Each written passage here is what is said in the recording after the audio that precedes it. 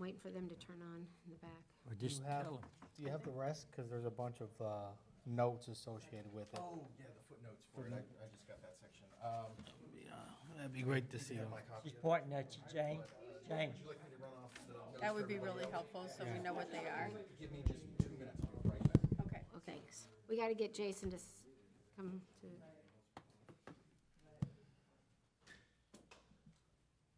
Okay, we'll call the meeting to order at 1:33 PM. We'll do roll call, starting with you, Patrick. Present. Patrick Vaness. Karen Woodson. Jane Plummer, Scott Safford. Forrest Kritzer. John Herron, and Jason Green. Anita Saracita and Megan Held have excused absences. So we're going to stand for the invocation and the Pledge of Allegiance. So, I pledge allegiance to the flag of the United States of America and to the republic for which it stands, one nation, under God, indivisible, with liberty and justice for all. Please stay standing.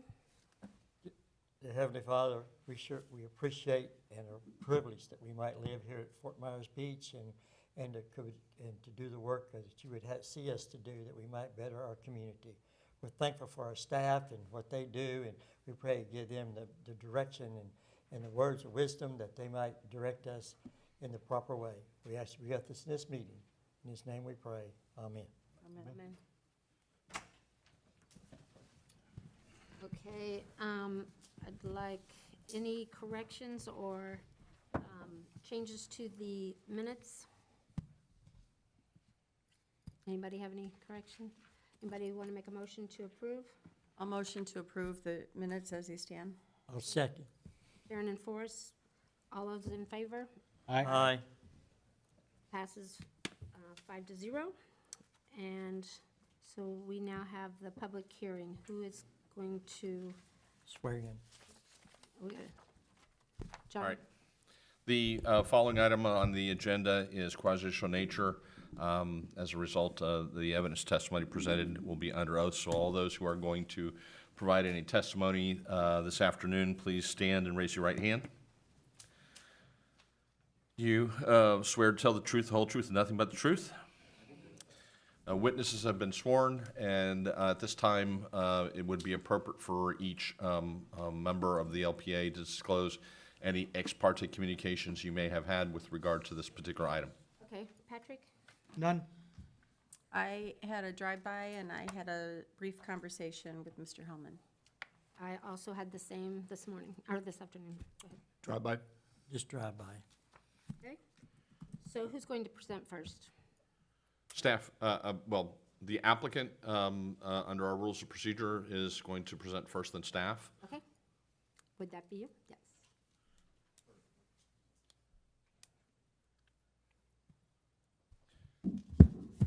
For the record, Beverly Grady with Wetzel and Andrus, representing the owner, Jesse Holman. And I do have a PowerPoint, so I'm going to use this machine that will show it on the screen. And I have a copy for everyone also, as well as our exhibits. Thanks. Do they need to turn anything on in that back room for that PowerPoint? Thank you. Thank you.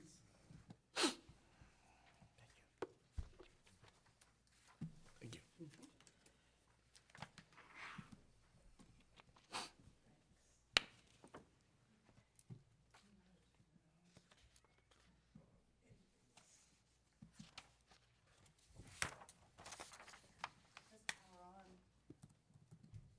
It's not turning on. They're running back there. There we go.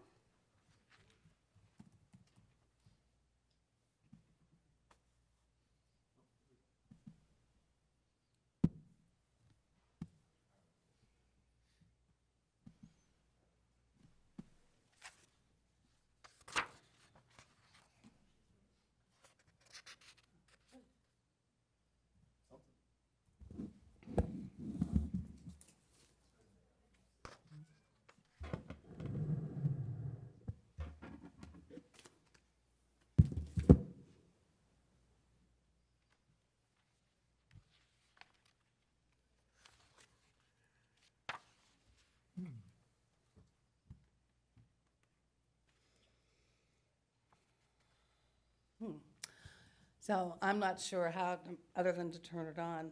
And it did seem like it was reacting to it, but, Is there any help that can be done back there, guys? We're working on it. well, I can start, because everybody has a copy of the PowerPoint. Okay. So, let me go ahead and go through this. All right, so we're here today to request a variance from LDC 34-1146, accessory structure, D1D, for a setback of 7.5 feet from the side property line. I then cited ordinance 2201, which was adopted February 7th of this year, is the reason we're here today, because it ended up changing the rules by increasing setbacks on small homes and small lots. So I thought it was important to look at this ordinance that just changed the rules. So page 3 of the PowerPoint begins the legislative history of 2201. It was first heard by the LPA on November 17th, 2021, in your agenda. And I quoted from your agenda, it was advertised as LDC Section 34-638, minimum setbacks for large homes and lots. And then the actual motion of the LPA was recommend approval of staff changes to LDC Section 34-638 in Table 34-3 associated with large residential structures. Agreed. Again, Section 34-638 doesn't deal with accessory structures. The whole conversation was about these big homes being built on Fort Myers Beach and kind of crowding the neighborhood compared to the number of small, older Fort Myers Beach homes. Page 4, the memos that day to the LPA. Here's in summary, these are your memos, you'll recall them. Staff report, quote, best way to limit size of single-family home along roadway. The purpose of this ordinance was to address massing. Another memo was entitled, additional setbacks on consolidated lots. One of the purposes of this ordinance was recognizing owners taking small lots, consolidating them into a large lot, putting a big home right from setback to setback and its maximum height, as much cubic feet you could get on that parcel. That's what was happening. That's the purpose of this ordinance. Memo, front, Excuse me, they got to work. oh, great, thank you so much. All right, we'll catch up so the screen. I think we're on 5.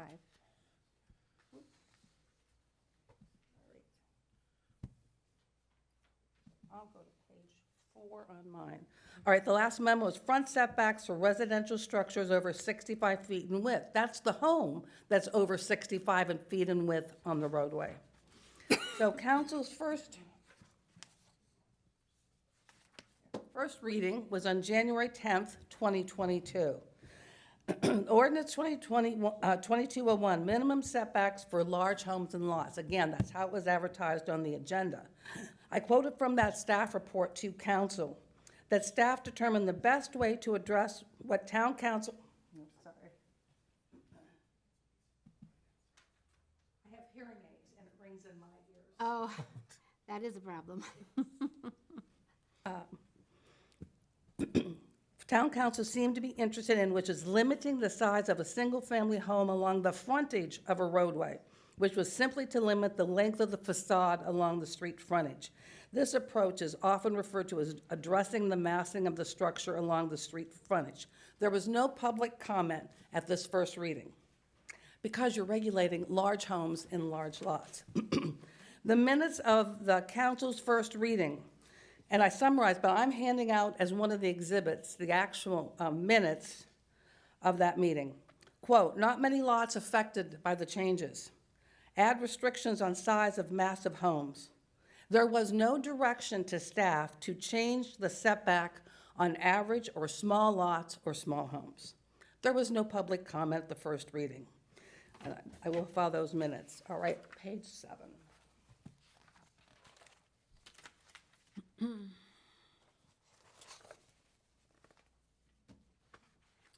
Page 7 of the PowerPoint is the council public hearing, the adoption hearing on February 7th. Again, it was number 12, public hearings, B, ordinance 2201. This ordinance is for minimum setbacks for large homes and lots. But actually, there's a major change that was contained in the second reading. It actually increased the setbacks on all homes and all lots to include small and average homes and small and average lots, but that was not identified or advertised. You kept the same title on the agenda, so the public was thinking you're regulating large homes, the problem identified by the town.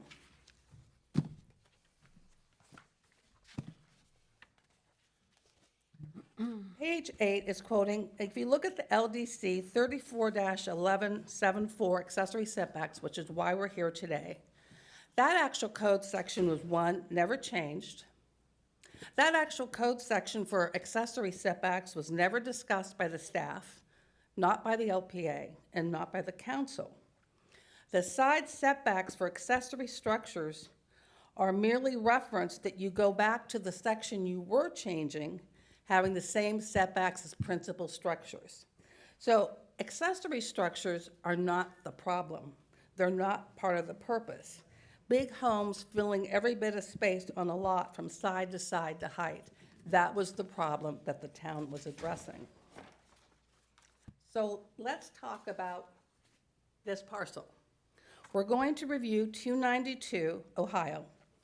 It was a home built in 1950. The square footage is 1,479 square feet. I'm going to file the LIPA printout for that when it was built and the size. The lot size is around 7,158. It is your typical Fort Myers Beach single-family home that fits appropriately into the neighborhood. It's smaller than a number of the homes on Ohio. It's a small, typical home, really the type of home that you're trying to protect. And I'm glad a number of you made site visits because you can see there's been major improvements made. If you compare the picture I'm going to pass out from the property appraiser to the beautiful home that sits there today, it's beautiful improvements that are made. It kept the same size.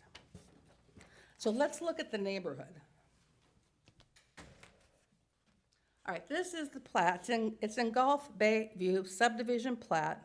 And I just filed that to show all the lots are rectangular, except I highlighted there's one big cul-de-sac, and it's on Ohio, and it affects this lot and the one directly across the street. Those lots are unique because that cul-de-sac takes a big chunk out of what all the other lots would have, and your typical rectangular type lot. So I would say that huge bite that's removed, and looking at the shape of it, that is a unique and extraordinary shape.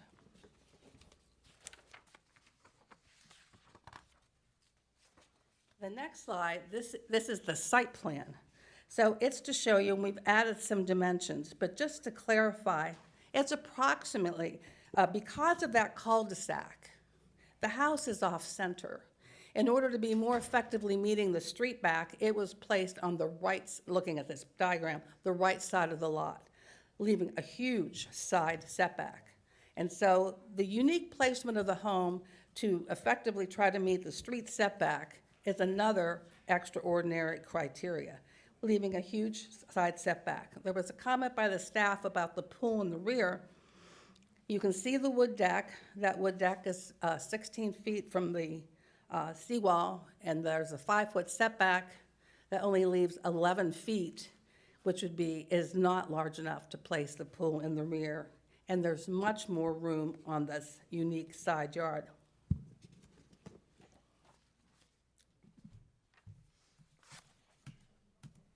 So the current side setback is about 27 feet, 6 inches. That side setback is 3 times the setback required before February 2022. And today, that side setback is 2 times the required setback of the regulations. And that unique placement of the home is also an extra fact. And I would say to you that approving an in-ground pool in the side yard actually assures you of meeting the purpose and intent of 2201. And the reason I say that is by placing an in-ground pool, you're maintaining the view, you're not adding any massing, it maintains the existing frontage of the house, which is around 40 feet. There's a letter of support we have that we can share with you from the neighbor that's on that side. By placing this investment of the pool, it assures that you're actually not going to be extending the house to the setback and the maximum height, which would be permitted to increase massing. By placing the pool here, it ensures it's going to remain open. So we think that that is a very positive fact of actually meeting what was the purpose and intent of the large lot, large home ordinance.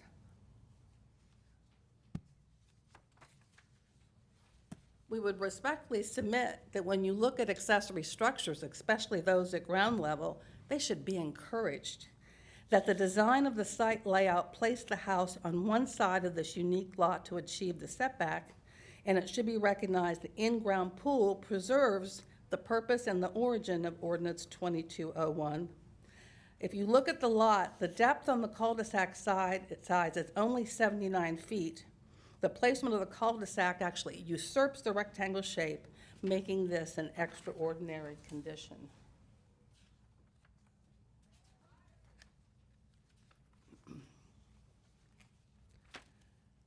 One of the things I'll be filing is in 2021, as this owner planned for the renovations to the home, they included the pool. And they included the pool in the site plan. I'm going to file the site plan that was filed in 2021 with the staff. That was not the building permit application to actually construct it. But we only wanted to show this owner had always planned and intended to place this pool on the side. And if you look at the orientation of the home, that is, where do you come in, where do you come out, where's the openness? It's not to the rear on this house, it's to the side on this house, which is why they need the pool on the side to be part of what is the family's living activity, because that's where the open space is. The contractor was hired months prior to this ordinance change. And the pool application was filed. We have a copy of that in Exhibit 4. We have a copy of the staff review. It's dated 2/8, which did not cite any problem with this accessory setback. And then we got another rejection in March, and that's the first time they knew that there was an issue. I've also filed as an exhibit Ordinance 2201. So you can see the ordinance is actually adopted. It never addresses accessory structures. And that'll be Exhibit 5. And we would say that it's unreasonable to impose these increased side setbacks on an accessory structure that is at grade. So the owner, Mr. Hallman's here. His contractor is here for the house. We're available to answer any questions, but we would respectfully request that you would recommend approval of the variance to the town council. And we had also asked staff, and they were a help to provide how that they calculated it was 11 feet, and staff provided this. Okay, so as Jason said, there's different ways to measure your lot width, but now the setback's a percentage, it's 15%. And so again, this lot, they measured from where the side lot lines touch the right-of-way. So again, once again, because the cul-de-sac is curved, the actual length from those 2 points is actually longer, so your 15% comes out even higher than if it was a normal rectangular lot. Again, we are asking for relief to put an in-ground pool at 7.5 feet from the side property line with the support of the neighbor. We're here to answer any questions. No questions from me. Did you have any questions, Patrick? I'm gonna have questions for staff once they've done their report to us. Karen? I'll have questions for staff as well. Scott? Likewise. Okay. Forrest? Okay, thank you. Thank you. Thank you.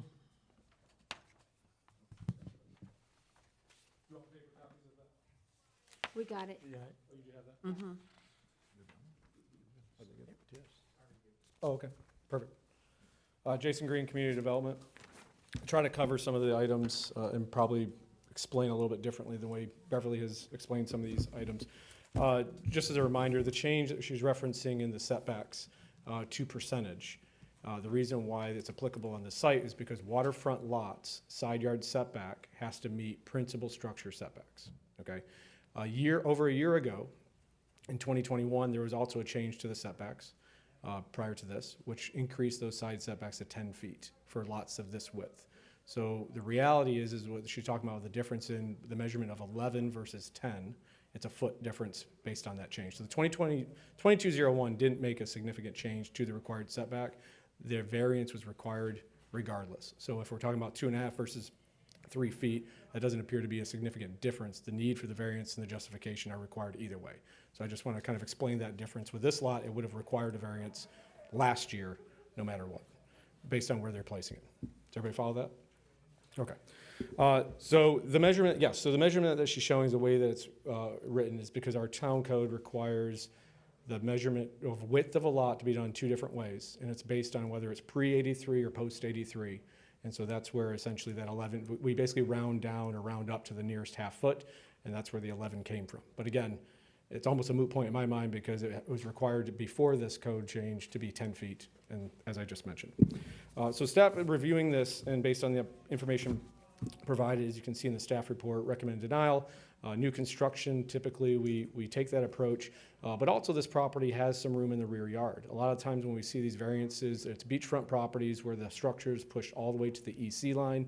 There's very limited room, and based on scaling from their pool, from their site plan that they provided, it appears that you could reorient or put that pool in the rear yard and meet setbacks or have a lesser variance that doesn't affect a property neighbor. So that essentially is because of the criteria in the code that de minimis is one of them, but also is there other options and other alternatives of places to place it. That was the basis in those findings in the staff report presented to you of the reason for the recommendation of denial. So those are really the top items that I wanted to cover as far as why we came to that conclusion. And hopefully you understand that setback difference. So if you have any other questions, I'll take them, but that's where staff's recommendation for denial for this came from. Yes, ma'am. How did the smaller lots and regular lots get added to that ordinance that we didn't hear anything on? They didn't. So it's not smaller lots or regular lots got added. I don't know that that's relevant to the request, but if for the background, the town council instructed staff to go ahead and do the percentage. That was what's happened between the first and second reading.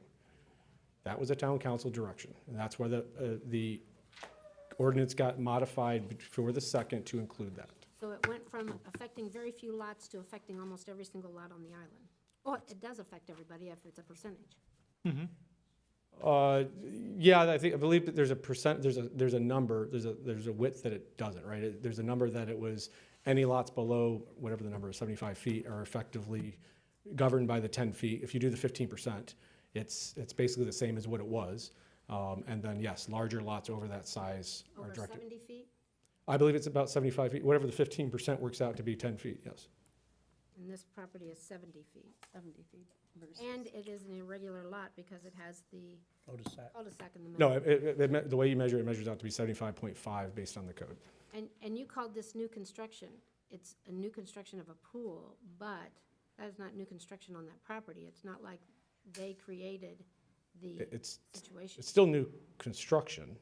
If you're doing an addition or a pool or anything, it's still new construction. I'm not talking about the existing structure. I'm talking about the opportunity of developing something new and where's the placement of that. And the code talks about the criteria, right, for the variance, talk about really what is the de minimis, is there an impact, but also are there alternative places? And that's what this council, this committee and council has talked about for variance criteria. Can you put it somewhere else?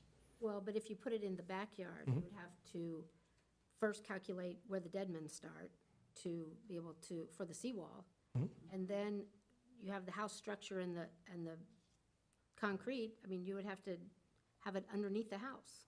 No, I don't agree with that. The size of the pool that they proposed I would walked fit that in the. this morning and it was 11 feet out to the, from what is existing out. I assume the dead men come in at least 5 to 7 feet. And so he would have a 5-foot pool. I don't know what the width of the proposed pool is, but I know contractors and the designers deal with that issue every day. So they have not provided information where the dead men are. There's no, I don't know. They have not stated that information. question going back to the number of properties that would be affected by this. So, What are we talking about? Affected by the change in ordinance? yes, but, and you mentioned the 10-foot setback. And does that 10-foot setback apply to accessory structures? In this case, yes, because waterfront But lots. okay, so my point is, on non-waterfront lots, you still have a 5-foot, is that, Correct. you still have a 5-foot setback? Okay. So this Not an is, accessory structure if it's a grade level pool, It's isn't an, it? yeah. yes, accessory. yes, it is. It's an accessory structure. So you can no longer have a pool on the waterfront canal bay that isn't 25 feet back from the seawall? No, side yard setbacks on waterfront lots are principal structure setbacks, okay? The side yard.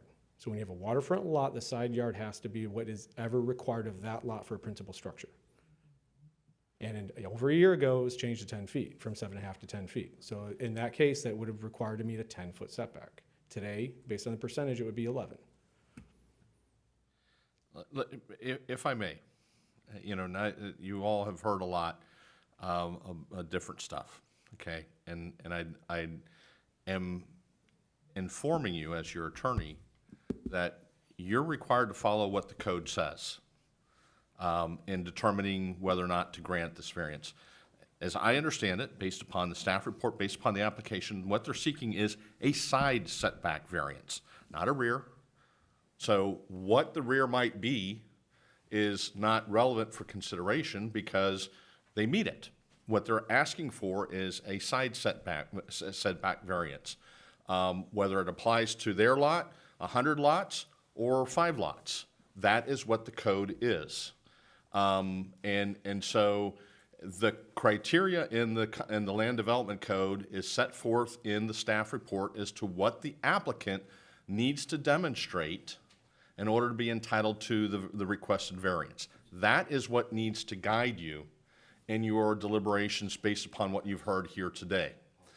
One last thing I would say about what I've heard, while site visits are not prohibited, and several of you have said that you went by and you did a site visit, I would caution all of you that a site visit in of itself, to the extent that it's an ex parte communication, cannot serve as the basis for your decision. So when we talk about, I went and did a site visit, it can't be the determining factor. It's whether or not, at the end of the day, the requirement under your code and Florida law is that the applicant has to demonstrate that they meet each and every one of the criteria in the code for the requested relief that they're asking for. I think respectfully, I think we are being hit with information of changes that were new information from our LPA meeting, that this is the first time we're hearing. But my point is, that is not relevant to your consideration. What you need to focus on is, do they meet the criteria in the code? With all due respect, you know, it may be an attempt to confuse, and that's why I'm saying, whatever you're hearing here from either the applicant or the applicant's attorney and staff is, what have you heard here today that leads you to believe that the applicant meets the criteria in the code for the requested variance? Not what the intent of the ordinance was, not what the staff report was, but taking the requirements of the code for the granting of a variance and applying that criteria to the facts as they've been presented to you today. The rest is argument. So I have a question. I know that we're talking about an in-ground concrete pool. Does the concrete piece of it have anything to do? What if you were putting in a prefab fiberglass pool?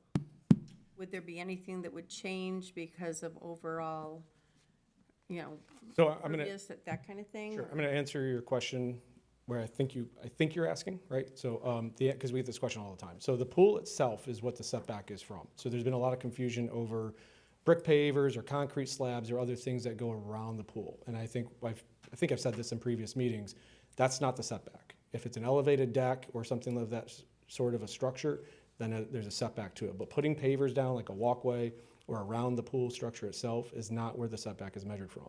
Essentially, what we did is a determination because of a combination of building code requirements, life safety issues, all that. The staff got together a couple years ago and did a determination that it's basically 18 inches outside the edge of water. So that shell of the pool, 18 inches outside of that is where essentially we measure the setback. So you would want the edge of the water to be 6.5 feet from a side yard property line if you're on a non-waterfront lot. Does that make sense? I think that's what you're getting at. I don't know that it makes a difference in the material or the thickness of the material, if that's what you're getting at, but we try to use the 18 inches because there's a minimum and under what I was told to me by our building official at the time, is that there's a minimum of 18 inches for safety factor for grabbing and that sort of thing. So that's the pool. Everything outside of that, especially if it's in ground, is pavers or concrete or other things that you can put on your property. So I just want to clarify this. So if this was not on waterfront, it would be 5 feet. Because it's waterfront, it's 10 feet. But now that you've incorporated, or the town has incorporated 15%, now it's 11. Is that correct? Correct. So based on the normal code, it would have been 10 feet a year ago. Right. And today it just changed it because of the percentage to, I think it was 11 point something, we rounded down to 11. Okay. Correct. And that's an issue that we deal with on a regular basis for waterfront lots. And obviously, I think that ties into some of the conversations we've had with making sure waterfront lots have clear views. That's the only thing I can determine is why they did that, but that's been as part of this code for a very long time. Okay. Yes.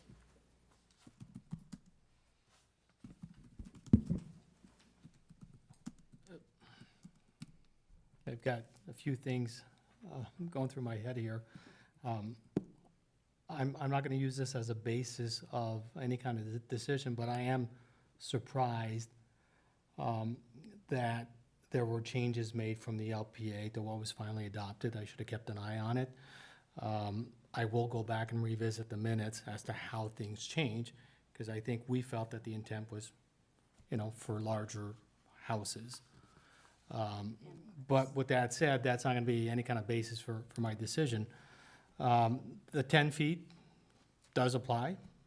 I understand that, I respect that. What I'd like to hear from the applicant is we're looking at a variance from that 10-foot then. And at least what I'm seeing from the plan is the pool could possibly stay there and maybe be a little narrower. If that's not the case, if the pool gets to the point where it's not functional, I'd like you guys to explain that to us, so then we can see if it's reasonable or not. And just for clarification, the 11 does apply. It's a year ago, or All right. 3 months ago it was 10. Agreed. So I understand that. I just want to make that for the record. Yeah. So,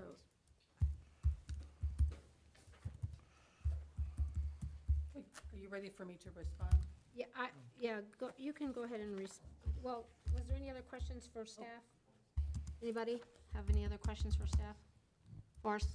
No. Okay, go ahead. Okay, so I'll respond to the first part, which was, in the staff report that you received, as I read it, there's 2 issues raised by staff.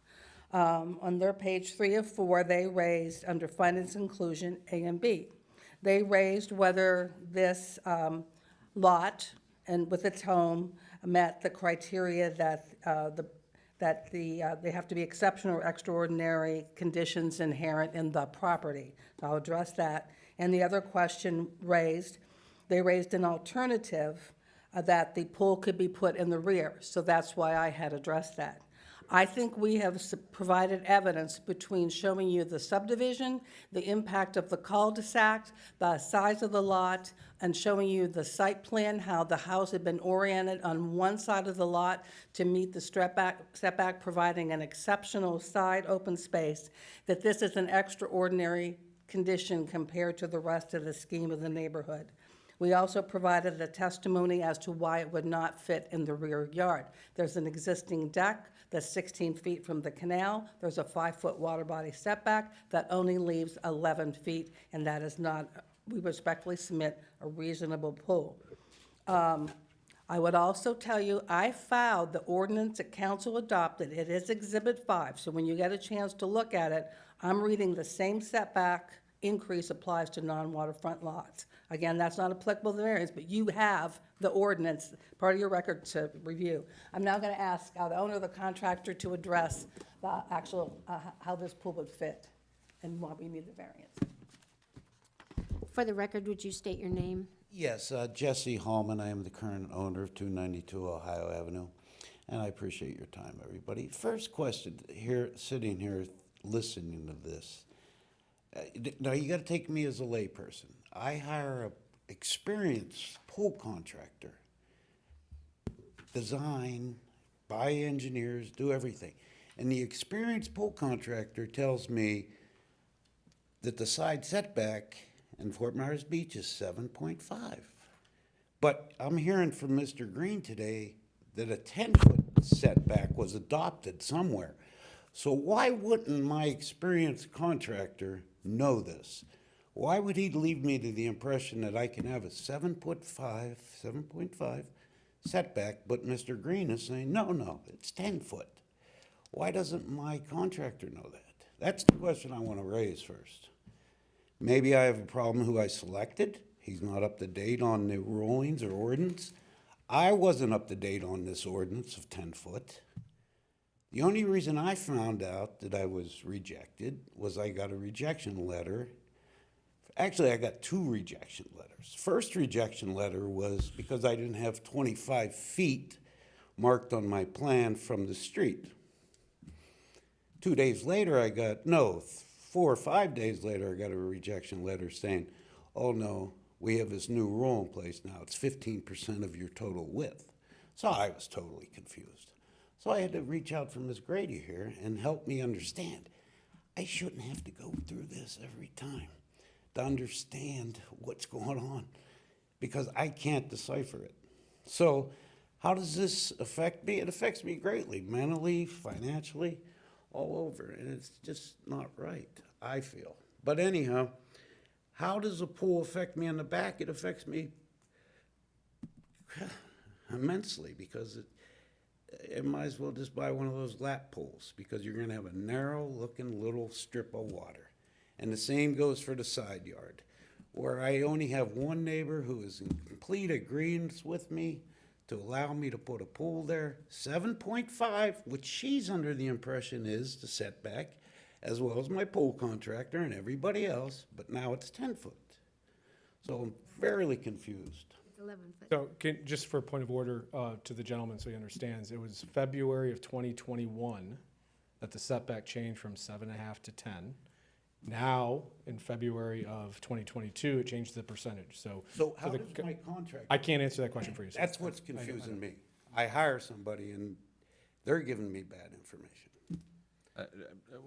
With all due respect, I think that's a conversation. It is. Property owner between. It is. Property owner and the contractor. Yeah, I can't have a pool. If I don't get this variance approved, I cannot have a pool. It's gonna be 6'6" wide, and that's ridiculous. I'm 6 foot. So I can put a raft in there and hope that I don't jam myself up every day. I've got a question, and Just be real. maybe the pool contractor can help clarify this. I've got some plans here that seem to show 15.6 in width of the pool. I don't know if that's accurate, and I think we'd be looking at a variance of 3 feet, okay? So we'd be at the plus or minus 12-foot width. I'd like to know what an average width of a pool is and why 12 foot is or is not functional. And if the numbers aren't correct, I'd like someone to clarify what those numbers are. So, Mark, you'll have to come up to the,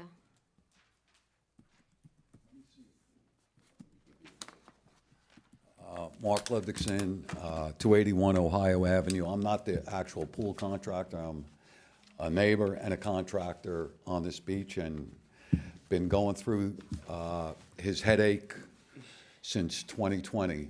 And it's, I'm not saying with this pool, with additions, with renovations, and we had a lot of issues due to COVID during that time. We could not get in here and actually sit down with anybody verbally. It was very hard to have any conversations verbally at that time.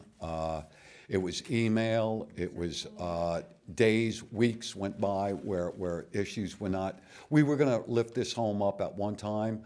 We were gonna knock it down at one time. We were gonna put a mega mansion up at one time.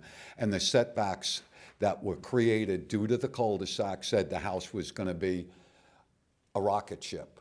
And Jesse here decided that, let me see what I can do with this, and we went back to Plan A with the home, sitting with it, without an addition on it, without anything. We've gone in, we've put new flooring in, we've painted, we've redid the stucco on the outside, put new side, took the vinyl siding down, put hardy board up and addressed it, and made it nice. What I can say about the pool setbacks right now is, if you can look at, it's a little misunderstanding. It's saying it's 15'6". The pool area is not 15'6". It is actually 11 foot, okay, the width of the pool. We're looking at his side screen porch, which right underneath it has a slab. From that is a 3-foot walkway, pavers, pool, 11 foot, a 7-foot setback to the property line. The house that I built adjoining to his home back 12 years ago is 7'6" there, okay? We are looking for something that 7'6" was always the setback for all the homes, basically, okay? Now it has gone from 10 foot. We understand that because we went for an addition back in 2021 to 10 foot. Now it's a percentage at 10'5". With all of this reading that we've gone through, we kept on saying where this is not a home that we're putting up there. We're not going to 7.5 feet and putting up a home. We're digging in the ground and putting it at ground level, a pool that is basically 11 foot wide, 21 foot long with a jacuzzi at the end of it. So it's basically 11 by 16 feet. We cannot put it anywhere else on this property except for that side area. The back of the house, from the pool, not from the pool, from his home to the seawall, which is a 2-foot seawall, is basically, we've got tiebacks holding that seawall back 15 to 20 feet, which almost come to that home. So in order to put the pool in the back of the house, it would be basically a 7-foot pool and still cutting all the tiebacks back, which would be an increased expense, and having, again, a lap pool.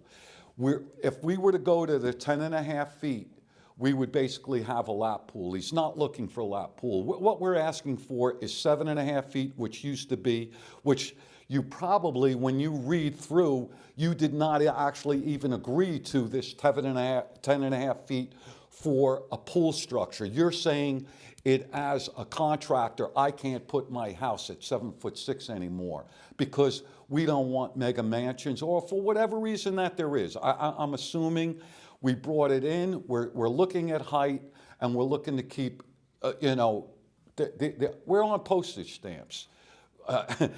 And I understand that a contractor, if he's specking out a home, today they're putting up the biggest that they can get, and that's what we're trying to address.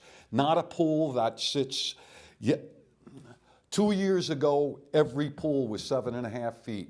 Maybe a year ago, every pool could have been 7.5 feet. Today, it's 10.5 feet. If we have 10.5 feet, he's not putting the pool in. We've looked at it, we've gone down, and it's right now, it's at 11 foot by, I'm gonna say 20, 25 feet with the actual jacuzzi at the back of it. I want to bring up one other point. We tried for an administrative variance with this here, okay? And the expense that we've gone through, I've gone through, I have to say, 80 hours of conversations with Jesse over the stress that this has put him through, the months that this has put him through, and everything else like that. On March 31st, he got a letter here, and he was like, I read it, and I'm saying, there's nothing in here about the variance of 7'5" or the 10'5". There's 4 items on here. And after we looked at it, called the pool company, Sir, Keep banging. please stop hitting the, I'm sorry. The pool contract, it turned out that all of these issues were addressed on the site plan. Every one of these were, okay? We were under the understanding at that point that we did not have a variance of 7'5". This is what they're looking for. They did not state in this paperwork that we were still at 10'5". So it was like, hey, all of this is on the print. We're covered. We have it. We got the pool.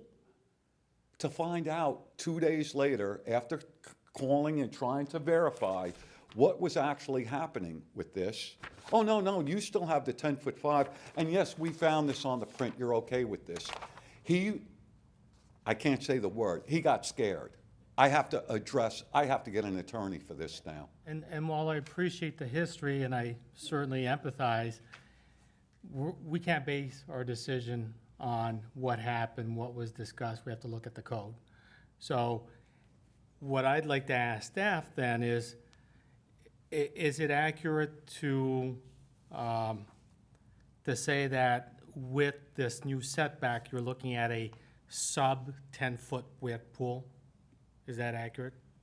It sounds like, I don't want to comment on the numbers because again, even their site Well, I plan think that's doesn't. germane to the discussion. We need to have that answer, because in my mind, if you're going below 10 feet, yes, you're talking about a pool that is not functional, other than a lap pool. And if I have a family in there and I want to enjoy a real pool, in my mind, it's got to be wider than 10 feet. My point is, I don't have those measurements. Their site plan didn't have dimensions on many of these things, and that was part of the issue and part of the challenge.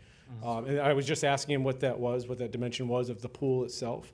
But if those numbers are what they are, then we can go with those. I think to that point, though, when we're talking about, because we're talking about the narrowness of the pool, and when I mentioned earlier about the rear yard versus side yard, I think it's a little misleading what the applicant is presenting as far as the 11 feet, because if you have this site plan in your packet, there's a cross-section for section C that clearly shows there's 19.5 feet between the back of the house and the seawall.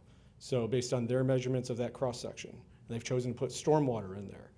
I don't know what that flat roof structure is. I believe it's a lanai. I'll let the applicant explain what that is and if that's at grade level.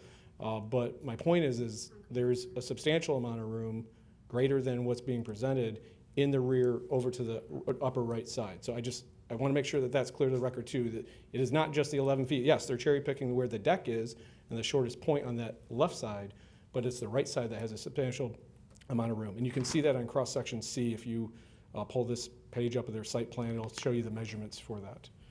Anyway, but to your point, I don't know the measurements of that pool, if it was 10.5 or 10, or so I don't want to get into half-foot specifics. I'll leave that up to you guys to decide whether 10 or 11 or 9 is significant or is sufficient. That's not in the code section for us, but I understand that it can be wrapped up in part of your de minimis conversation. Yes, sir. Jason, I need clarification on this ordinance that was passed. During any of the meetings, whether it be on double lots, which was what we were discussing, in larger homes, did we discuss pools being considered a structure if they were not a raised pool? That's not part of what, no, I don't understand the point of the question, but as far as the dictating which setbacks apply to the pools for waterfront lots is part of the code. It did not change that.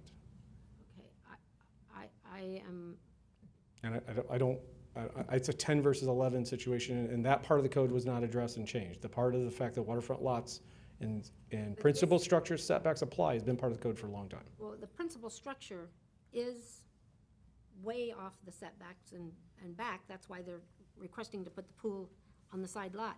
What I don't understand is that you're taking the setback to the pool. Principal structure setbacks on waterfront lots apply to all the structures. So whether it's an accessory structure or a principal structure, you have to meet whatever the principal structure setback is. Let me say it, side setbacks are side setbacks, rear setbacks are rear setbacks. Anything that is considered to be a structure, accessory or principal, has to comply with those under your code. That's been the way it's always been applied. That's the way that we present each and every one of the variances to you all the time. This is, gosh, in this year alone, probably the 6th or 7th variance request that's been before you, and we treat them, this has been treated no different than the other ones, other than now that the criteria that applies is percentage versus footage because of the change in code. But the code has and has never changed, and any of the ordinances that you all have seen since I've been the town attorney, that modifies the requirement that accessory structures are treated equally to primary or principal structures for purposes of meeting the setback. Otherwise, That's for you would never have pools coming before you for waterfront variances. Ron, And we need to clarify that's for waterfront lots. And I think that might be where the confusion is coming. If this was a non-waterfront lot, there would be an accessory use setback, which is less than the primary structure. In this case, what it says, you look at side setback, it says same as primary structure. So you have to go back and look at the primary structure, what that setback is, same applies. And that's for waterfront lots. I gather that the intent was probably on the beach side, when you want to keep those view corridors, you don't want someone to put an accessory structure, a pool cabana or whatever, on the side to keep those view corridors. We're talking about a canal lot. But the rule is the rule, it's the same as primary structure. I get that. And I frankly, agree with it's- staff. It's the same intent of why, if you remember the fence conversation a couple of years ago, you can't put a fence over 4 foot tall in that rear 25 feet of a waterfront lot. Part of it all speaks to view of the water and those corridors, to your point. My point is that there's lots of parts of our code that are trying to support and address waterfront lots is different than regular lots. So What I'd like to maybe discuss with the rest of the group here is we have to look at the fact that a variance that we grant is de minimis to allow that use to happen. So you could say, yes, make your pool 5 feet wide. If it's not a functional pool, that goes beyond that de minimis restriction that we applied to them. So I think that's important to look at. And again, the idea of putting it, and I typically support if there's a site design option, it falls upon the responsibility of the owner and design the site accordingly.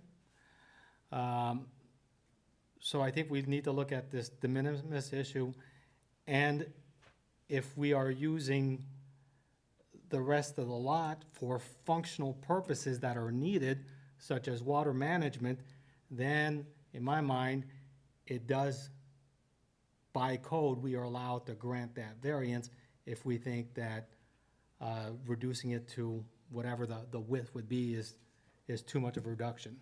And again, just staff's bound by the code, right, for the criteria. And part of the evaluation was when you look at that section C, and I see 19 and a half feet, so take away 5 feet from that seawall, you got 14 and a half feet of area between that flat roof structure and that setback line. Plus you have a wider area that they've chosen on this design to include as stormwater. They could swap those, right? You could easily put stormwater where the pool is. That's why we came to the conclusion we came. It appears they have, actually, I could probably redesign a bigger, better pool in that corner today in about 10 minutes than what we have here, but unfortunately, that's not what they presented to us. So that's part of the justification of why we came up with, there's other options. There's other things that they could do to avoid a variance in general. That's why we recommended it. Jason, I'm having a question about if they have to meet the 10-foot setback on the side, why don't they have to meet the 25-foot setback on the waterfront? Side yard setbacks have to be principal structure setbacks. There is not a rear setback that has to meet the principal structure setback for pools in the ground. I'll say it one more time. Okay, Principal structure, side yard setbacks have to be met for waterfront lots. Now, if you elevate the structure, if you have elevated pools, those are required to meet the 25-foot. Because those are an elevated structure. But the rear setback of 25 for principal does not apply to a pool that's in the ground. It is a 5 foot from the seawall, essentially. So you're saying a in-ground pool becomes part of the principal structure if it's on the side of the house? No. Principal structure, side yard setbacks apply on a waterfront lot. And John said it doesn't matter what structure you're talking about. Whether it's a principal structure, whether it's a pool, whether it's a shed. You have to meet we have to meet the setbacks that are required for a principal structure. So instead of just repeating that number, they called that out in a sentence. Yeah, and just to clarify, your pool does not become a primary structure. Correct. It is still an accessory structure, just your setback has to meet the same structure for the side. Right, the only change to that, not to confuse you, is when we addressed elevating pools because there was some circumstances where they were trying to meet a 5-foot setback with a 15-foot high structure and a pool in it. That to your point, has to meet the rear setback once you elevate it. When it's in the ground, it does not have to meet that larger rear setback. Which is why when I saw the 19.5 feet, we thought, well, there's a lot of room back there to meet this. So. If I may, I think one of the reasons why we haven't necessarily had this conversation in as depth a manner as you currently are going through with respect to this particular one is because on many of the similar type variances that you've had, the property owner is electing not to put it on the side, not to putting it in the rear because they don't have the space. They've been asking you to give them a variance to be able to put it in the front. So all primarily the houses along Estero, where the houses have already been constructed and they're as close to the beach and the CCL as possible, they don't have the room to put those pools in where we would be having this discussion, what's the side setback, you have a 25-foot setback, et cetera, because they've elected, well, there's just no way we can even put it in the back, so we're going for the front yard variance. And so this discussion really doesn't bloom or come about because you're looking at it from a completely different perspective. This is one that, as is being pointed out, it's not, they are trying to put it in the back, but this is the applicable criteria that exists in our code and has existed for, frankly, for years. Yeah, you don't see this very often because to that point, usually they Well, try we to put just in had one on, what was that street down, that they put the whole pool in a empty lot like, at the side of the house? What street was that? John's point is most of the pools that you see for variances are for location in the front of the house, not for a side yard setback, because they'll meet the side yard setback requirement. They just have to be able to put it forward of the house because they're too far back. That's why he's right, that's why we don't talk about this much. Okay, any other questions for the applicant or their? Excuse me, I have two issues that might help in what we're doing. We're understanding basically the 10.5 feet at this point. We're looking at that. If you see what we have up here on the board, basically what we are looking for, or what we had proposed was 5 feet, 2.5 feet of pavers, 7'6" from the property line, a pool, 11 foot, 3 foot to the screen porch, which has got columns coming down, okay, that are supporting the upper deck. From there, we're looking at 3 foot, 11 foot. We were looking at 2.5 feet of pavers, and then 5 feet. So basically, without the pavers, we're looking at 7'6" from the setback. But my understanding was we didn't have to count the pavers because Right, 'cause they, it's just to the water. First, I'm not 18 sure if to- pavers are part of, it will eliminate pavers if we had them. No. And we do have water retention in this design throughout everything. We have the 67% with this permit. That has never been, an issue. They found that it's, I hope it's adequate because we haven't been denied on that. Mark, the measurement that we need to know is there's the 3 3-foot walk-around, the pool is 11 feet, so from that 15 feet, No, from there, it's 11, it's 7, the pool will be 3 feet 3 feet from the house with a walkway, 11 foot and 7'6". That pool will be 7'6" from the property line, and it'll be 11 foot. If we go to 10 foot, if we move that pool in any, it's just gonna cut into the walkway. So by our math, the way that we interpret, because I mentioned the 18 inches, he just mentioned, I think he said the edge of water, 7.5. So essentially, the pool, by what we mentioned, is 6 feet from the side property line. So assuming that the dimensions we were given, 11. 3, feet 11, pool and, right. Minus 3 feet, we're looking at an 8-foot wide pool. Well, I think he just mentioned, well, he just mentioned 11. 11-foot wide. Yes, To be if we were 6 to- feet, to be 6 If we feet. take the 10 feet, If we were to 10 and a tell half them, feet we're from the gonna, 7 and a half, we were to tell them we're losing gonna- 3 feet. excuse me, if we were to tell him we're gonna apply the code setback, the only thing he could build in his side yard would be an 8-foot wide pool. That's what I'm saying. So to me, that's not a functional pool. However, the other issue is, could they place it somewhere else on the property? And that's what I'd like to hear of, why it can't be placed elsewhere. I can address that with what you see right here. Actually, from the wood deck right now is struck, which is in the back of the house. You can see Mark, that you have to it's come up, Mark. 21 foot You have to 6. come closer to the microphone to talk. It is 21'6" from the house to the seawall, okay? That deck at that point there sticks out 5 to 6 feet. From that, with the seawall, there is dead men coming back, which actually come back to the deck, the main house. If we cut them off, okay, the seawall falls in. Now the pool also has to be 5 foot from the seawall, okay? We're looking at probably right back at an 8-foot pool without a walkway at from that wooden deck, which has actually got the columns every 8 feet holding up that wood deck. Because right below it, both the screen porch and the wood deck actually have concrete slabs with structural holding up each deck up top there.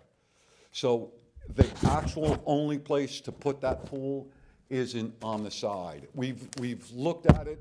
Of course, it was our alternative to say we just went and started measuring and said it's smaller than what we're gonna get on the side. Okay. Any other questions for Mark? Any other questions for staff? Well, I have one question that has to do with that 3 feet that you were talking about from the screened-in porch. Correct. So does that have to be 3 feet? Could you short? Can I explain something? Yeah. Right here is, Go back to the Gotta go microphone. back to the mic. right here is the structural post. If we move that 3 foot and don't have it, and we're underneath the front porch with a slab, I'd be coming here and jumping in the pool. We're looking for You gotta 3 get back foot, over to the mic. we're looking for 3 foot from this structural to jump into the pool.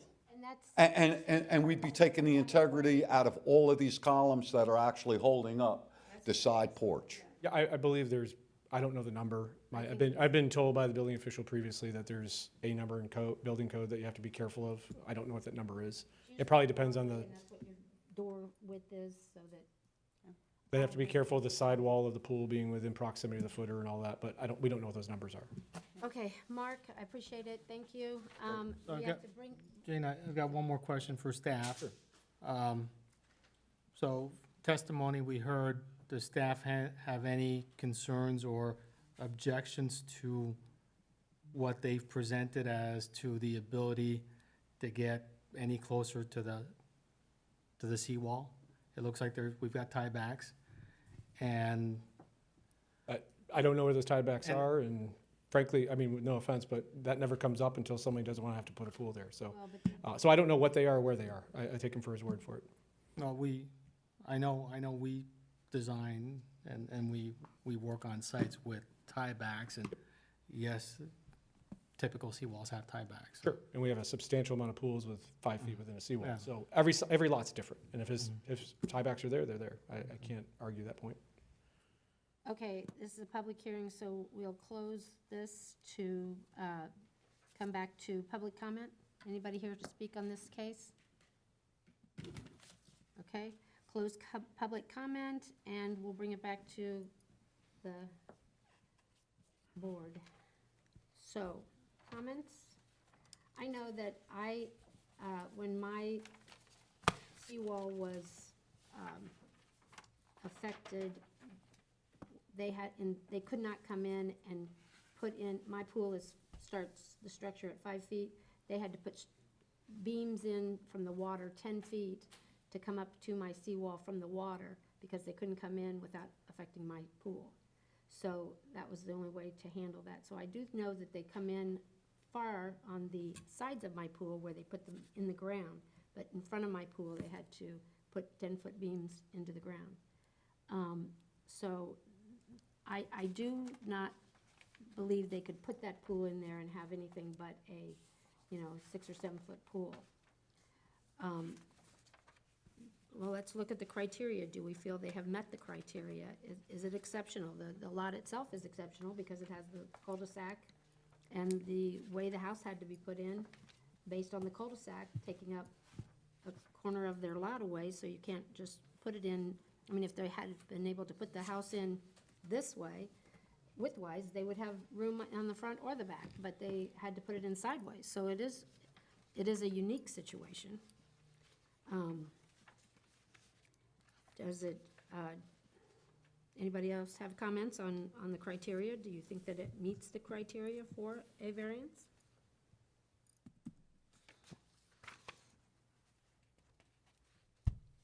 I'm looking for my sheet on this. Okay, it's page 15 or page 3, 15 of 48.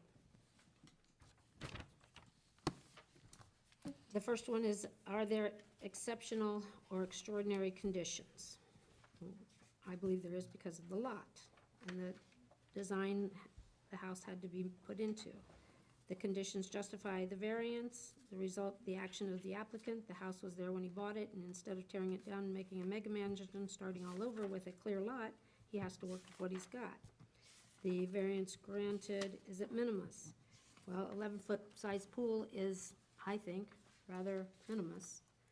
Because most pools start at 12 feet that I see, but so it is smaller than a standard pool, in my opinion. And if granted, let's see, the variance that will relieve the applicant of an unreasonable burden caused by the application. Well, I think it is the minimus, and the granting of this, would it be injurious to his neighbors? Well, first of all, his neighbors can't see the pool and have agreed that it is okay with them because that's where their pool is, 7.5 feet in. And so it would not set a precedent because you would have to be on a cul-de-sac with the lot cut out, with your house set sideways. So I don't, I'm seeing that it meets the criteria. And so, anybody have any comments on that? Do you agree that it meets the criteria? I totally agree with it, because I just don't see where you, if they do have all those dead men in there, it's gonna be, yeah, maybe you could, but what is that gonna cost? Yeah, and, Guy doesn't want a $250,000 pool. And- I don't know if it'd be that much, but you're talking, reducing you're talking security of I mean, building. you're talking big bucks. And I agree. I got the answers that address my concerns. My concerns was, if we applied the full setback per code, what kind of a size pool would you wind up with, and is it functional? And then, from the standpoint of redesigning the site and putting the pool elsewhere, is that also functional? And I think without having exact plans in front of us, we know that you have tiebacks from seawalls. And yes, you can rework it, but again, is it reasonable to expect someone to go back in there and to be able to put a pool in, spend all that money needed to rework their sidewalk, their seawall completely. So my concerns have been answered. I think it is de minimis, and the option for redesign in this case is not functional and reasonable to request. The one thing I'm still struggling with is exactly how big this pool is gonna be, because they want 3 feet, 11 feet. They said 11 feet wide is the width. but they have to, 3-foot if, walk in around. order to do a 7.5-foot setback, they're gonna have to be 6 foot plus the 1.5 foot, right? So then going toward the house, how big is that pool gonna be? If they want 3 feet from, It's 3 feet from the structure of the building, what's the total footage? 11 feet to the, so it's 14 feet is going to be the pool and the walk-around. So can I maybe help you with that? No, it's like, what's the footage, square And foot? ask the applicant correctly. What I heard was an 11-foot pool, but the pool edge is 7.5 feet from the property line, which for your purposes would be a variance of what we've presented as 5 feet for a setback of Right. 6. It'd be a setback of 6. Setback of 6, right? Because it's That's what pool plus 1.5 foot. So we Right. calculate as a setback of 6, correct? That would give them 11-foot wide pool. Is It sounds like, yes, to their numbers, 3 feet, 11 feet, and then that right? that math. Beverly?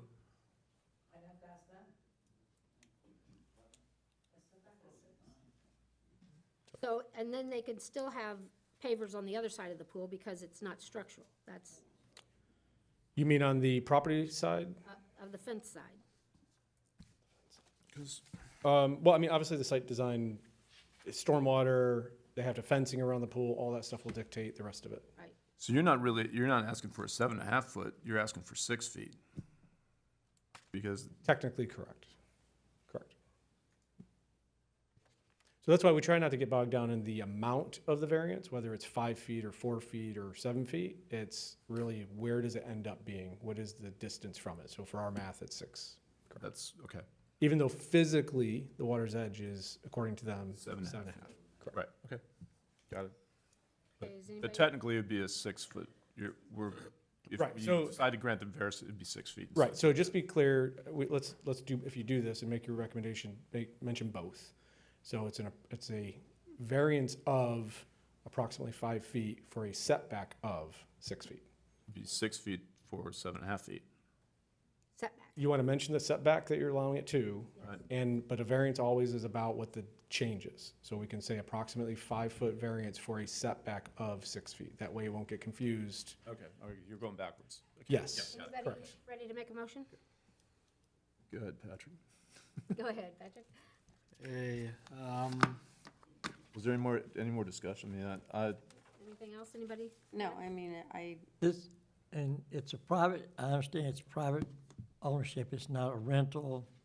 There's no watershed problem, there's no neighbor problems. It's a matter of that 1.5 feet. Okay, thank you. yeah. Make a motion that the LPA has reviewed the variance criteria, that we believe they meet that criteria, and that we recommend a variance of approximately 5 feet to allow a 6-foot setback. Okay, seconded? I'll second it. Seconded by Forrest, made by Patrick. All those in favor? Aye. Aye. Aye. All in favor, 5-0. Thank you. Thank you. That will go to the council when? I don't even know what today is. We don't know either. I'll let them know. Well, we got to get some advertising out. It'll be in May, obviously, one of those May meetings, but we'll let them know. Okay. Good luck. Thank you. Okay, back to where we are. Okay, that hearing is over. Administrative agenda, let's see. Where's mine? Okay. Okay, B, approval of the conditions to deny, and this applicant has requested a continuance until August. Is it different Do we need to have a motion to continue, side setback? staff? for this pool and a non-water form? Excuse me, I understand. Mr. Mark, Attorney? you're gonna have to talk to him afterwards. oh, We're I'm sorry. still in the meeting. The technical questions? Okay. You need to ask that gentleman. Okay, we're on B, and the applicant has requested a continuance to August. Do we need to have a motion to continue to a certain date certain? No, we don't want one to say date certain, please, so. Okay, We don't know when they're, we move to agenda, administrative agenda. Any topics that we need to cover from previous agendas, or any attorney items or anything? no, not, I think that there's going, isn't there a discussion about historic? Okay. No, if you want me to get into historic items or other For- administrative. From the attorney, there's nothing. Okay, and so you want to discuss historic? Yeah, we talked about the Historic Preservation Advisory Committee. I think we just got another application too, by the way, to fill that. So, but we still had the group together for the quorum. That is typically, my understanding, the last Tuesday of the month at 9 a.m. And so if you want to begin meeting again, then we get those together. I would suggest your best bet is either contacting everybody, finding another date, which is nearly impossible, or sucking it up and meeting that first time on the last Tuesday at 9 a.m. and then as a group deciding. But we should probably have at least 2 weeks of notice if you're going to do that. That way we can just get an agenda together, post it. It'll be May. That's up to you. But if you want to do May, that gives us plenty of time to notify everybody, correct? And then that way you can set up your schedule. So that was the first item.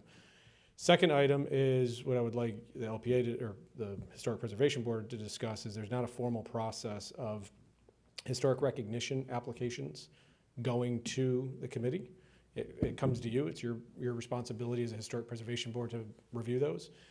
However, I believe in the past you've sent them to the committee. So I just want you to talk about and tell me what formal process you want. Do they come to you and then you send them? Do they go to them first? Because we don't, so you can just take action on them. You don't have to. It's not really necessarily their scope. But I know that the board has gotten input from them before. That's entirely up to you. I think some of their scope will get redefined as they meet and talk about the program in general. So, Right. so it's not necessarily their role to make a recommendation to you. It Right. just has been requested in the past. So.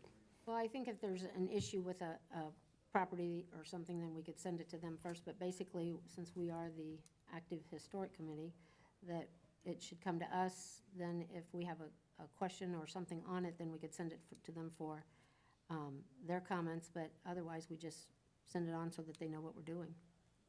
Right, and maybe it says a report, Right. reporting to what they're doing. It seems that that committee's more set up to be an advisory, a policy and program versus applications. But that's, again, that's entirely up to you as the board before you make those decisions. When I was the chair there, we just did it through the LPA and then sent on the information afterwards, but it worked for us very Okay. well.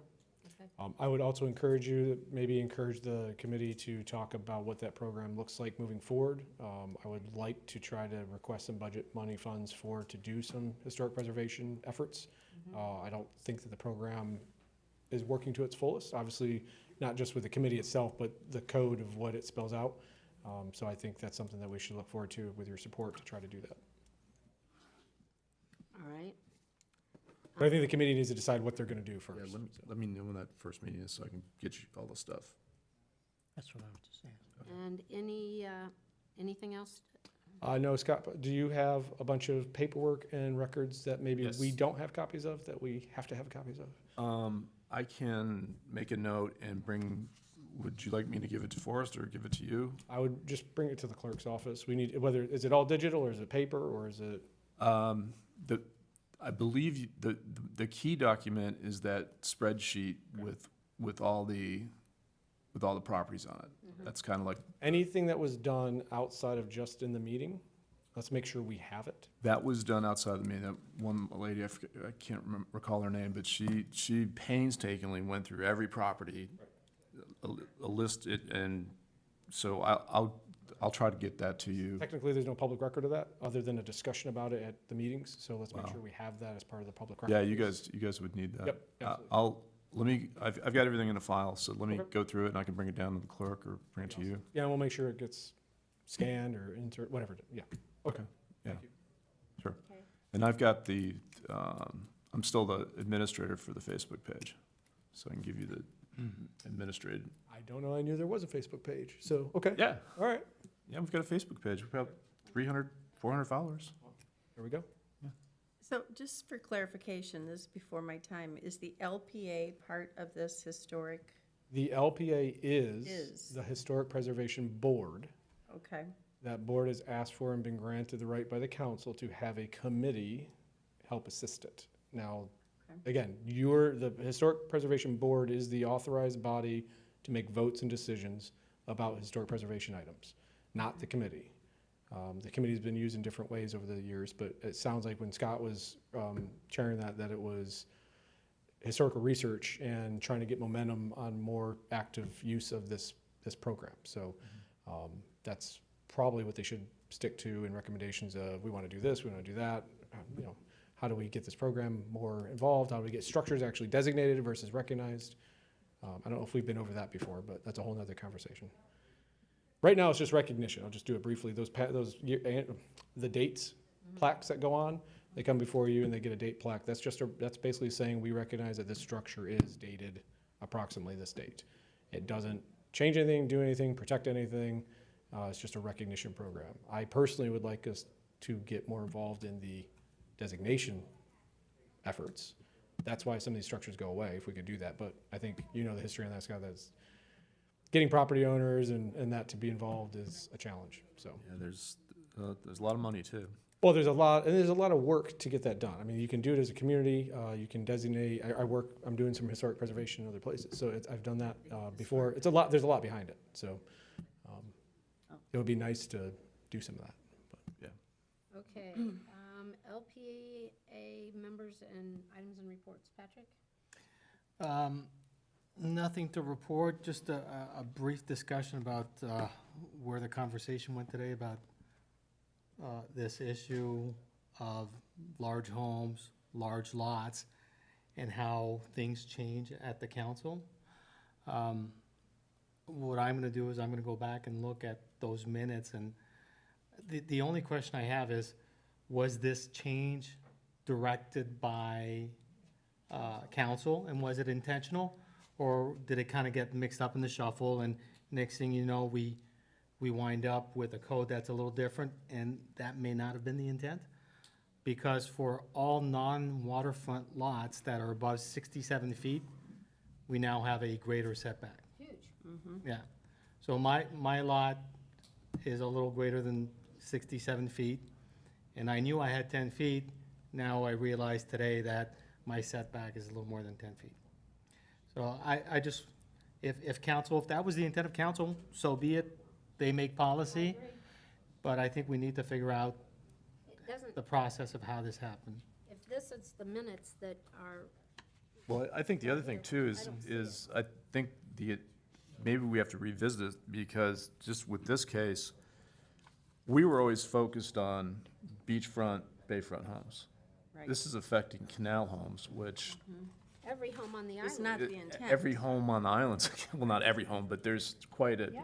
we're affecting, I don't think that was well, when it was at our level that we gave it to council, I mean, our intent was to stop them, not stop them, but it's, And slow 'em what I down a little bit. recall at the LPA level is, I think we had mentioned at least 65 feet wide for the homes Yeah. as one of the criteria. The other one was Takes away from lots of at least, of greater than 75 feet Right. was another one.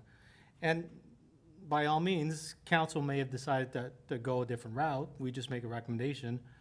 But I'd like to kind of look into that and see. I got wind of this last week because I have a friend who wants to do something with his home, and I kept arguing with him. I said, no, the 15% is for big. He goes, you better check, because now what I want to do, I can't do.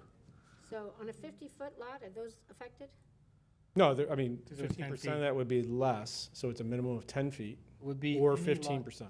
Any lot over 67 feet, you wind up being more than a 10-foot setback. And that's for non-waterfront. Right. Waterfront, it's gonna be same as principal. So just to cover since you're having the discussion, there was 2 items that changed at the council level. And it was, the first one was the percentage, which then got added to the second reading.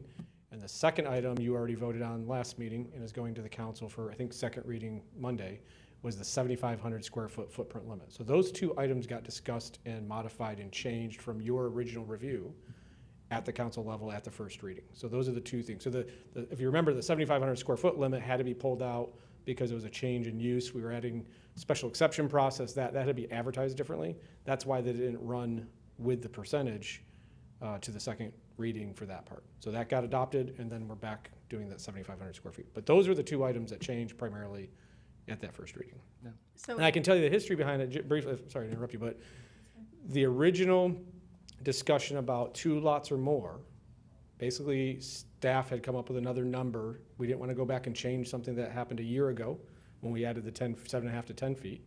And so we were looking at whether it was 80 or 85 foot wide lots. But what we realized is using that term lots, 2 or more, makes it very complicated to track because there's a number of properties on the island that are not platted lots. And not to mention, you can manipulate that because you can buy 1 3/4 of a lot and then potentially get out of some setback issues there, or 1 in 99% of another lot, right? And play with that game with that wording. So it ended up being, let's just measure frontage, and that'll be the dictation, that'll dictate where these setbacks come in. And so then that's when it switched to percentage. But there was at one point 80 feet in there, 80 foot wide. Yeah, so it was, yes, staff, I think, came up with the larger, the 70 feet was in their place, and then we came up with a larger number to do the larger setback, and then that's when they said, well, let's just do percentage. And so, yes, that ended up applying to multiple lots that weren't contemplated at first, but we also realized that using the term lot and multiple lots created more havoc and loopholes than was intended. So is there a process, when these things change like this, is there a process to fill us in on the changes, or is it our responsibility to follow up and find all these changes? I guess it depends on what you mean by fill you in on. I mean, just to provide you notification that the council did something different? A lot of times, he gives us a report for what happened at the council meeting here at his agenda item. Yeah, and it's been a couple months, and so I didn't do that last month. Maybe that would have alleviated some of it, but it was kind of, it went through in February, so. Okay, 'cause I was gonna say, if there was an update, I totally missed it. Yeah. Well, I mean, Or that's January, I'm a sorry, big change that we really need to be aware of. That's a huge because change. it will change And if that everything was that the comes in front of intention, us. Yeah, if that was, yeah, if they understand what they've done. I don't and know. that would be interesting to know too. Well, I don't know, John, this topic has been discussed by multiple builders and others at the council, and they have not taken other further action on it. They haven't directed us to change, they haven't anything, so. I just wonder if they understand that that pools are considered to that setback, because I don't think that's ever really been. On waterfront lots. Nothing else changed in that part of it. Whether it was 7.5, 10, whatever we're talking about today, it's only on waterfront lots, as it always has been. So I don't want to mislead anybody that pools now have a different setback. Waterfront lots have a setback that applies to all structures. And yes, that setback has been changed, depending on the lot. Another point, though, is, and I'm always weary of this, and Fort Myers Beach does not include language in the code to address this issue. Every time you change something like this, you create all these nonconformities. The whole beach is non-conforming. I know, but we're piling on, Well, and now we have to talk about this for hours and hours right. to address that. And, it's what I do as a living on a regular basis, so I'm very conscious of it, but I don't know if everybody is. I would, You start making these changes, there's a ripple effect that occurs. and I think what you gotta be, I think that the town's code has some good parts to it, and obviously there's some challenges too. And to your point, there's a lot of carve-outs in exceptions in the code because of specific circumstances of that goal of trying not to create non-conforming.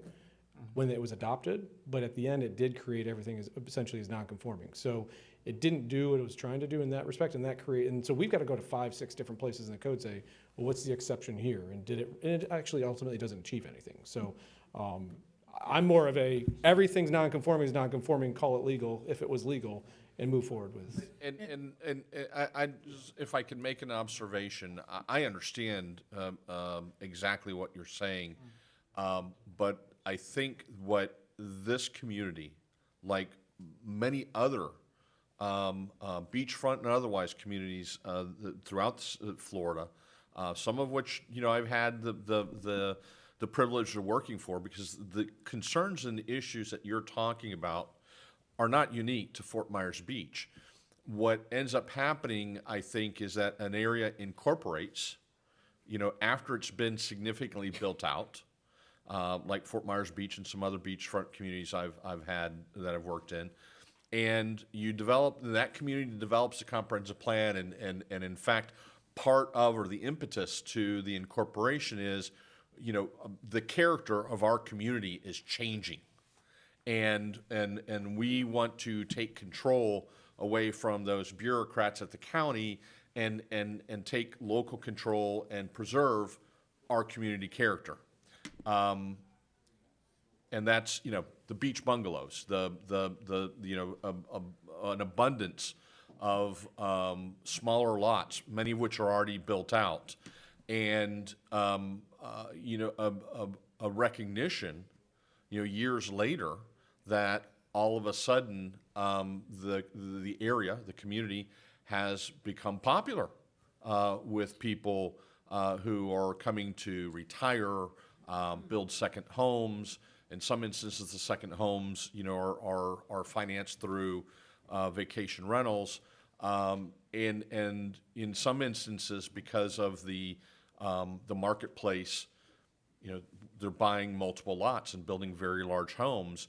And in the eyes of some, and certainly here, a view that the fabric of the community is being ripped apart, and the old or what has people view as Fort Myers Beach is being replaced by these mega mansions. And so, yes, you're making them non-conforming, but it's because they're replacing what you want to try and preserve. And yes, your point is taken that it creates nonconformities, but the idea is to preserve what is still exists, and not lose that small town community feel for rows of very large structures that close off the beach to the community. And it's a situation that I have seen many communities struggle with, and yeah, you're trying to balance these competing interests, and yes, for every action there is a reaction, but the idea is that at some point in time, what's here today will continue. Even it may go through redevelopment, it's not being replaced by very large homes crowding everyone out, driving up the land values, because they're not buying just one lot, they're buying two and sometimes three, and it's kind of because the natural evolution is then what's happening here on the beach. There's only so much beachfront starts getting pushed onto the other side of the boulevard, and now you're having wholesale changes into your historical neighborhoods, and that's what the council, I think, is trying to avoid, that. And sometimes we're as I don't want to say caught off guard, but staff worked very hard, because I saw them with you all and with the community and others and at the council's direction to develop that ordinance. And at the end, the council said, well, We thought we wanted it to be, you know, on a foot basis, and we now think that the better way to do it is by percentage. Which was discussed 2.5 years ago, if y'all recall that. So, and to John's point is, you know, it's not all taking stuff away. I know that's sometimes a perception, but remember, we did a change to the minimum use determination that had a caveat in there that you couldn't build on 2 lots, even though they were platted as 2 lots, if there had been a structure there after a certain date and all this kind of silliness. So we've untied that issue, so you can have a lot that's in mostly the middle island type stuff, I mean, water to water middle, non-waterfront lots that can now be built on where they had to build on 2 lots before. So that it's trying to, again, I think it's in the theme of that, is trying to untie some things, but also protecting against other things. So since you said that, 7,500 square foot limitation, that's going to the council for the reading. Just be aware of that. So if that changes at the second reading, keep your ears open for that.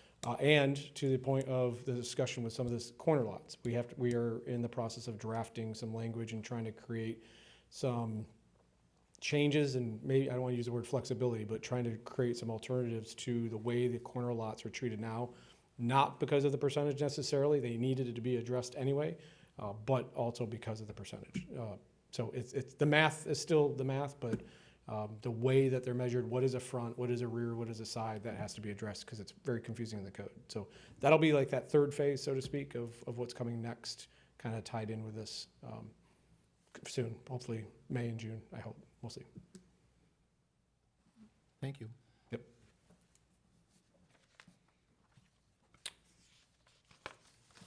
That's all I have. All right, I'm sorry. Let's see. Anybody, Members? Karen, you have anything? Nope, that was my question there. That was my question.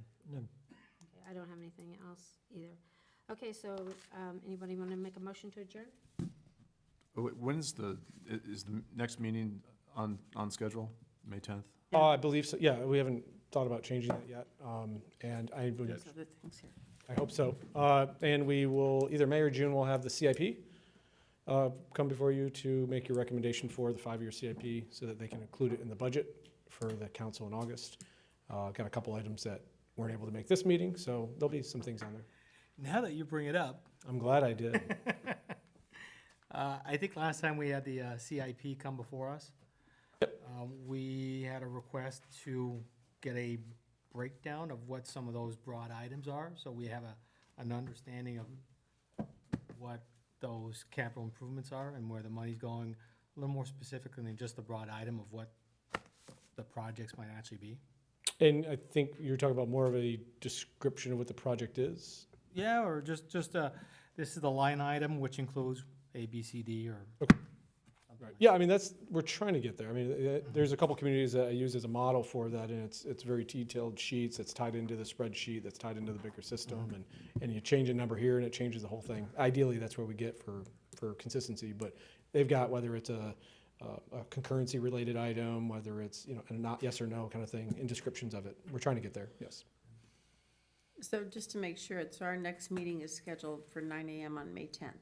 Yes. Yes, your normal time is second Tuesday, 9 a.m. Okay. You have not decided to take that discussion up whether to change that or not, so. And the preservation is always the 4th. It's not the last Tuesday, it's the 4th Tuesday of the month. Fourth Tuesday, okay. If there's not a fourth, no, I'm just kidding. So, yes, fourth Tuesday, okay. So if there's a fifth Tuesday, it's the fourth. Right. Okay, sorry about that. It's 4th Tuesday. Be May 24th. Unless you want to have one, it's too late to have one in April, right? Yeah. Yeah. Yeah, we don't have, there's no, I mean, they would have to get together, you gotta create an agenda. So we can sit down and create a basic agenda from one that's just introductions and discussion of meeting times, and that would be all. Well, we talk I've got some old agenda. about. Okay. Okay. Yeah. Okay. All righty. Yeah, they said just bring it to them. Anybody want a motion to adjourn? So moved. I'll second. All in favor? Aye. 5-0.